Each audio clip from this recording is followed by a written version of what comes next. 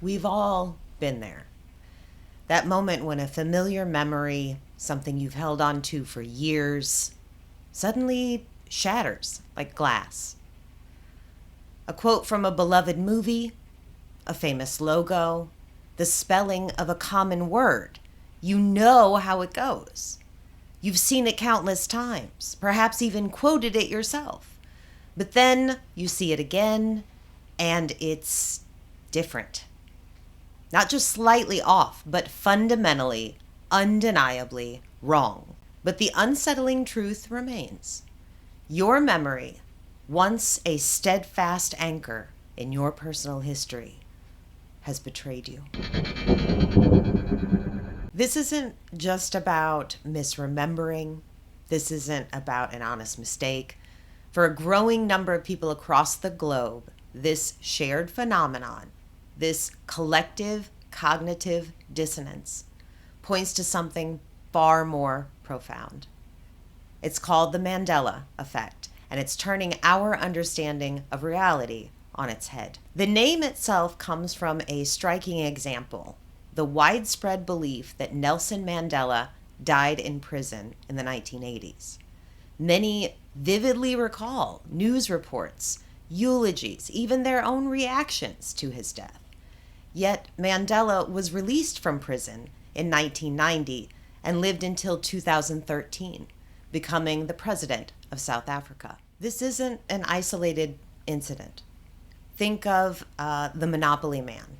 You see him in your mind's eye right now. Top hat, fancy suit, and a monocle. Except he doesn't have a monocle. He never did.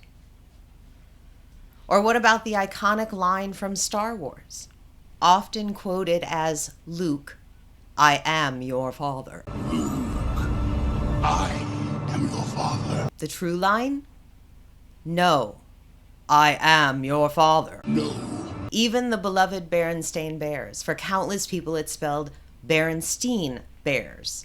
But check your old books. It's always been Berenstein. These aren't just quirks of memory. They are persistent, shared discrepancies that defy easy explanation. How could so many people, independently, share such a detailed yet demonstrably false memory?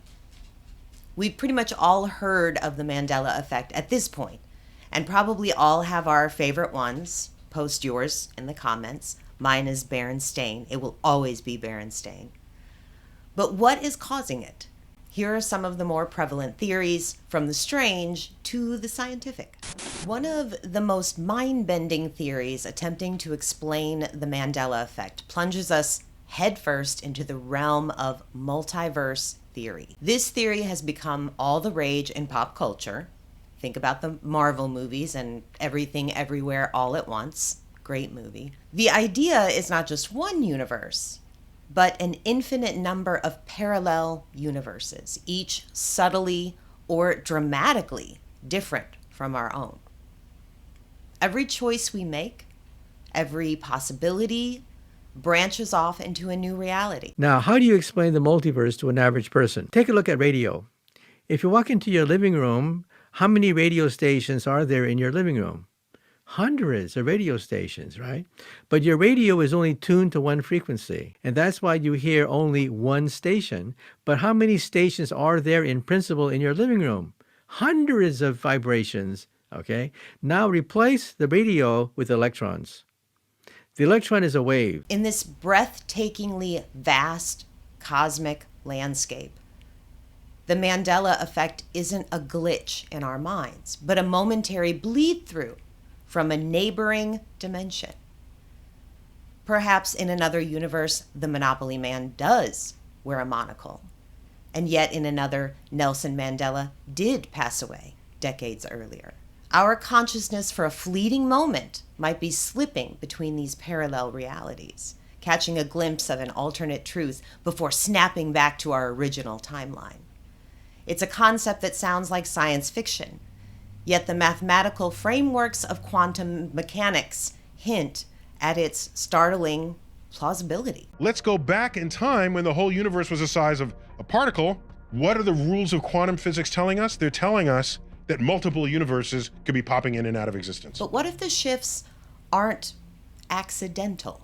What if something or someone is actively nudging our reality? This brings us to a more unsettling possibility, one that sparks intense debate and even fear: the involvement of a powerful, world-changing technology.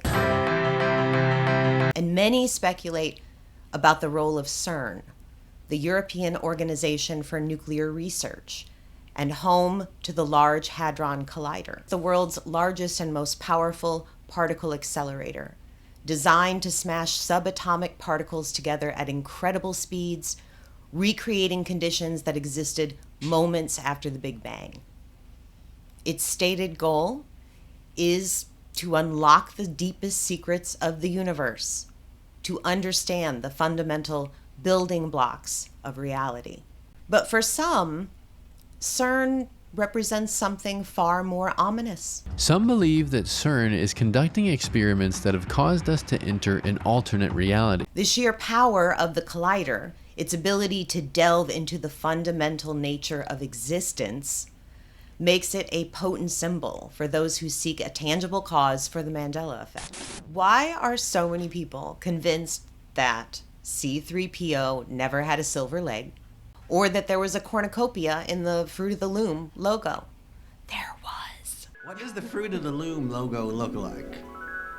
Now, I remember it like this. The but cornucopia. I think I remember remembering this one wrong, but I do remember it with the cornucopia for sure. I remember it too. 100%. Yes, 1,000%. Wrong. This It's a collection of person, fruit. No cornucopia. I know that can't be right. That's not right. No. Because I remember the ads when they would come out, and wasn't somebody dressed like the cornucopia? I don't know about that, but I've been really Remember the guys? fascinated by a kid.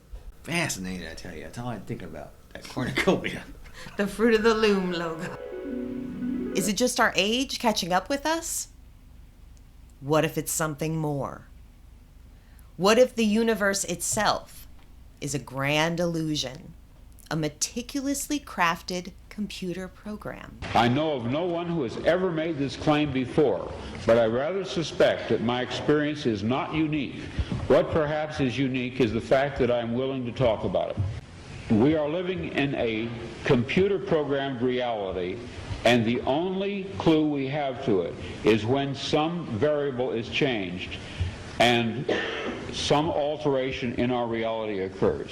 We would have the overwhelming impression that we were reliving the present. Deja vu. What I'm not saying is we have evidence that the whole universe was constructed by a programmer. I'm not saying that. The sense the universe looks like it behaves like a quantum computer. This is the premise of the simulation theory. Within this framework, the Mandela Effect isn't a human error, but something far more profound, a glitch in the Matrix. Philosopher Nick Bostrom famously championed this idea in 2003. He posited that a technologically advanced post-human civilization with immense computing power could create countless ancestor simulations, high-fidelity recreations of past lives, indistinguishable from reality for those living within them. If even a small percentage of such civilizations ran these simulations, the number of simulated beings would vastly outweigh the original biological ones. This leads to Bostrom's chilling trilemma, where one of three propositions must almost certainly be true. 1, humanity will likely go extinct before reaching a post-human stage capable of running such simulations. That almost all civilizations at our stage of technological development go extinct before they reach technological maturity. So that's the first possibility. Advanced civilizations chose not to create simulations of their evolutionary history. We are almost certainly living in a simulation. So then some non-trivial fraction of civilizations at our stage eventually reach technological maturity. Then suppose the second possibility also does not obtain. So some non-negligible fraction of those mature civilizations are still interested in using the resources to running ancestor simulations. You can show that if the first two possibilities do not obtain, then there will be many, many more simulated people like us than there will be non-simulated people like us. Of course, this is just a theory and has not been proven. Many respectable scientists dismiss it out of hand. If it's unprovable, it's not worth studying, is one mantra. However, this isn't as fringe of an idea as it used to be, due in large part to Nick Bostrom's work. Many scientists are now taking it seriously. Tonight's topic is the universe a computer simulation? Within this simulated reality, the Mandela Effect takes on new digital meaning. It's seen as a subtle patch or update being applied to the simulation, or inconsistencies arising as the simulation creaks a little. Shared false memories become code rewrites, patches, or data corruption within the simulation. Has it been Stouffer's stovetop to you growing up, or has it been Kraft stovetop? It's always been Stouffer's. But guess what? It hasn't been. It's always been Kraft. Within the simulated reality, Mandela effects are interpreted as side effects of background updates or memory resynchronizations, leaving behind ghost memories or patch notes in the code of reality. Despite its captivating nature, the simulation hypothesis has rarely been scientifically investigated due to its perceived unfalsifiability. Yet there are tantalizing proposals for testing it. And if you all would like, we can get more into the simulation theory in a future video. Just let us know down below. And what I've come to understand is that there are these incredible pictures that contain all the information of a set of equations that are related to string theory. And it's even more bizarre than that, because when you then try to understand these pictures, you find out that buried in them are computer codes just like the type that you find in a browser when you go surf the web. And so I'm left with the puzzle of trying to figure out whether I live in the matrix or not. While the cosmic theories of CERN and simulation glitches are undeniably captivating, the most grounded and scientifically supported explanations for the Mandela effect lie much closer to home, with the astonishing yet inherently fallible mechanisms of the human mind. Memory, it turns out, is not a perfect, immutable recording. It is a highly malleable, subjective process constantly liable to be influenced and rewritten. False memories are a fascinating and common aspect of human cognition. These are recollections that feel real, often vividly so, but they're fabricated in part or in whole. And they don't signal a disorder, but rather the normal, reconstructed nature of our brains. The more we learn about memory, the more we realize how fallible it is. Parodies, misquotations, memes, and widespread cultural osmosis can also become so pervasive that they overwrite the original in our minds. Hello, Clarice. Consider these examples.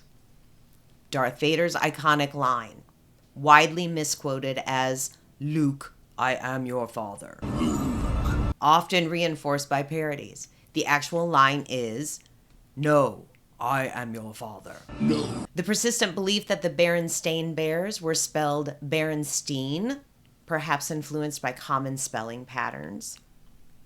The vivid memory of Monopoly Man wearing a monocle, an expectation based on his wealthy persona, probably. The role of cultural osmosis, parodies, and common misquotations reveals a powerful, self-reinforcing feedback loop. A minor inaccuracy, a humorous parody once introduced, can be repeated and disseminated widely through media, social interactions, and memes. Some say this repetition, combined with cognitive biases like suggestibility and confirmation bias, actively reinforces the false memory for an ever-growing audience, so that these false memories spread like a virus. Still, I clearly remember that Fruit of the Loom cornucopia. I bet money on it. There was a dude that was dressed in the costume. So Dan and I are going to be looking at some more Mandela effects, and we'll see what we remember. So let us know, again, let us know in the comments which ones freak you out the most, which ones you want to see us cover, and thank you.